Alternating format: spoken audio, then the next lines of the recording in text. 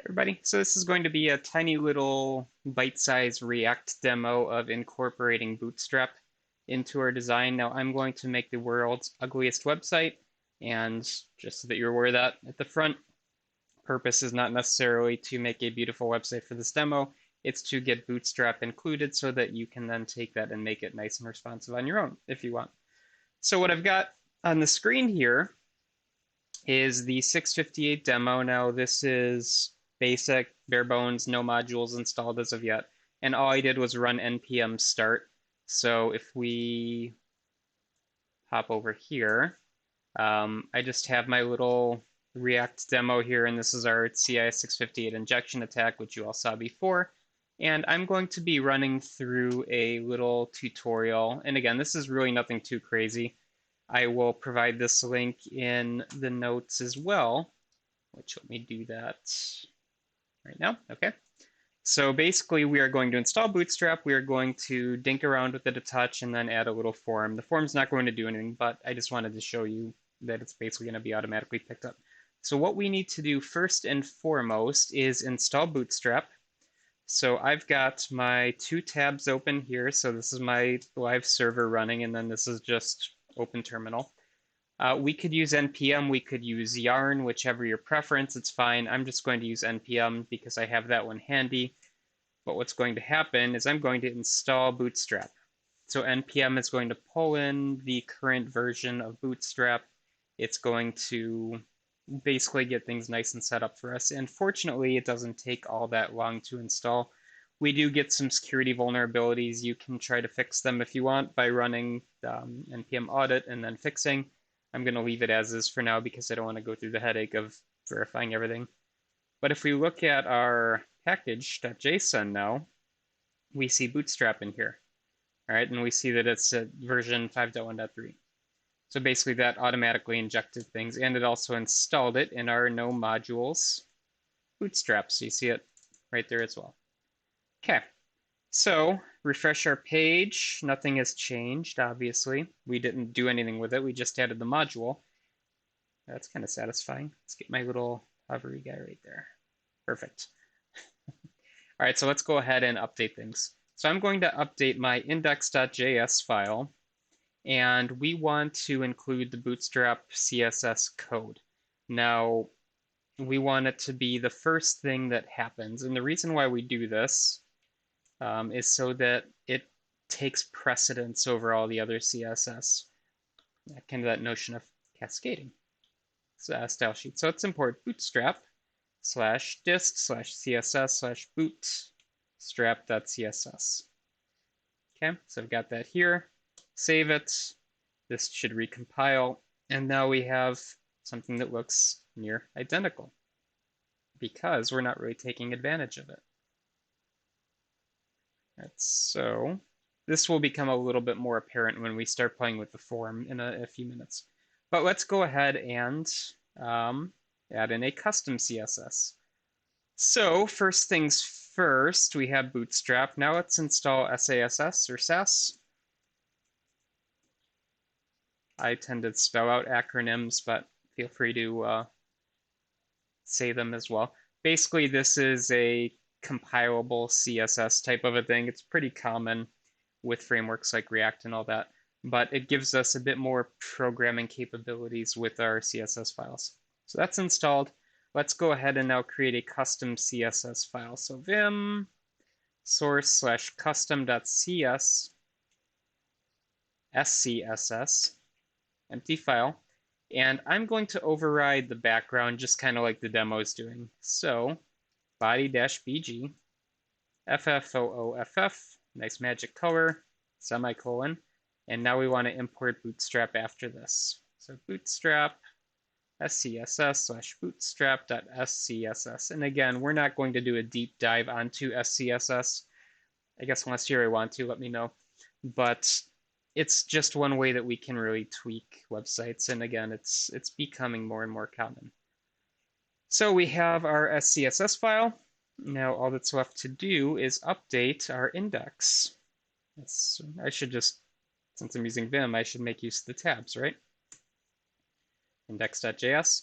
So here we have the file that we modified before. I'm going to go ahead and comment out this import because we are now using it in our custom file, but we now need to import our custom file. So import custom.scss. All right. And that's basically just going to take the location of our custom file, and it's going to go ahead and do what we need to there. So when we refresh now, oh my goodness, it looks exactly the same. How can this be? Does it not work? Well, this is our default page from React. If I go ahead and get rid of the background color of this header, there's my, oh, it didn't recompile yet. Save. Did you not recompile? All right, so we are back. That was fun.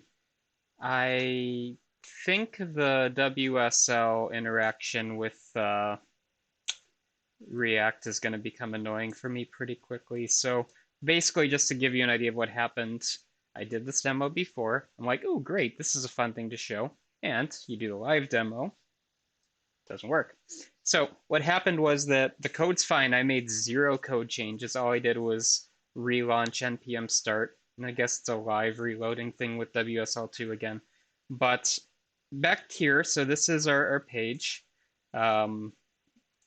Right, so we still have our everything here. I changed the F's to lowercase. I don't know if that matters. I'm going to leave it here for now. I'll show you what's going on. Basically, I made the changes. Oh, it's not using my custom thing, right? Well, if I hide this app header background, oh, now it's hot pink. Perfect. So just for fun, let's change this to uppercase and see if that does anything. I guess if I, okay, so it is compiling. You see it compiling. We all see it compiling here, right? I'm not going crazy, I promise.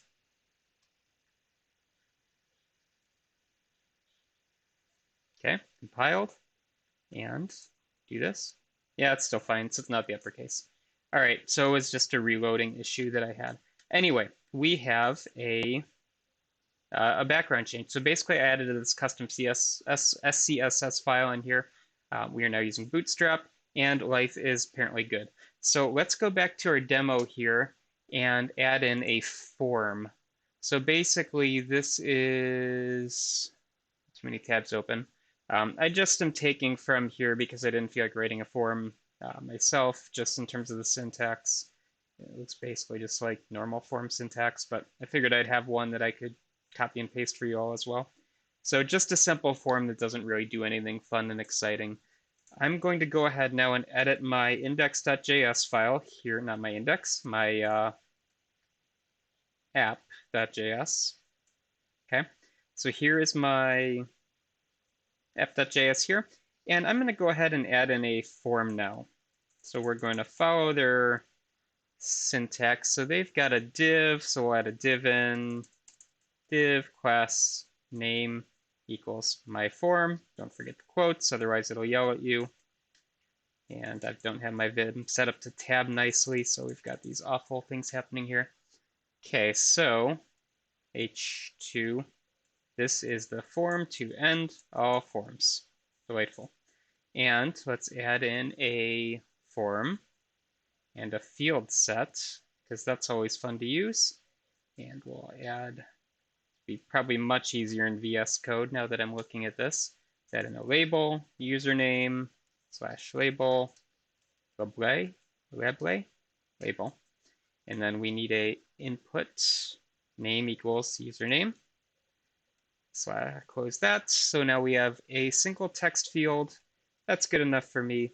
Let's close off the field set. I had that in the wrong spot. And you should be indented nicely. Indent, indent. Okay. Now let's add in a button. Type equals submit. Submit me. Close the button. And we have a form. So again, this is basically quite similar to what you know from form syntax. Again, minor changes here. Class name, quotes are required. Ensure you close everything off. Otherwise, it's going to get mad at you. Let's refresh you. It's probably still building. Might not even be rebuilding. Yeah, so that's not even rebuilding right now. I'm gonna have to, you'll probably see me move to VS Code in a future video. So I will be right back, and we'll see the demo finalize, hopefully. Oh, that's why we don't be lazy. 10 minutes of frustration later, thinking that it was my fault and I'm an idiot. Yes, that's true. But I forgot that this app div takes up the entire screen. And those of all of you that are at home watching this are probably chuckling now. This would have made for a fun classroom demo, by the way. But this header element is a full screened header. So let's go ahead and comment that out. And then my div is going to work perfectly down here. This is kind of a good point to mention too. If you want to comment in React and like comment this stuff out, you need curly braces. Then it's your typical slash star star slash. But just make sure you add in these braces, otherwise it's going to pop into your screen. So if I refresh now, hey, magically, it is a form. Background's pink, and look at that, it's gorgeous. This is also using the Bootstrap style as well. So if we were to go ahead and add that in, let's now, I guess let me show you what it looks like with and without it. So let's go back to our index.js, comment out our Bootstrap stuff, refresh, all the nice teas go away, looks like your standard font. Let's put Bootstrap back in, refresh, and refresh. And then things start to look a little bit nicer. Again, the point wasn't for this to be pretty, but it's actually has Bootstrap in here now. And then, yeah, that is pretty much it. So I suppose one thing we could also add in is an event handler just to kind of wrap up this little discussion here. So let's go back to our custom.css. Okay, so we have our nice hot pink going on, and let's handle this username event. So in my app, I now need to add in a bit of event handling. So const handle submit, and I'm going to use our arrow function here. One arrow, not two. Okay. All right, so events.prevent default, prevent default actions from handling, something to look into separately. It'd be like a return false in your form action, basically. Alert, thanks for submitting the form, heart. Okay, so when I click the submit button, life should be good. Everything should be set. And make sure that I'm not missing anything here. We'll go ahead and have that. So refresh.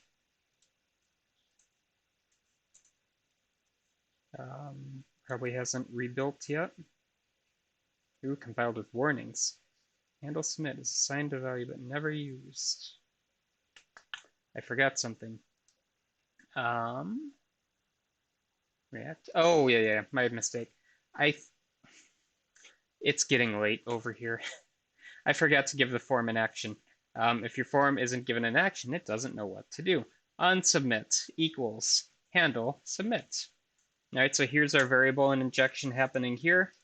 Got our curly braces. That scrolling doesn't work in the terminal. That points to this function here. Again, this is an arrow function. Let's go ahead, fix that, refresh our page here, and there's our pop-up. Hooray, it worked. Okay, only lose my mind slightly today. Hope you all have a wonderful day, and I'll see you in the next demo. Bye, everybody.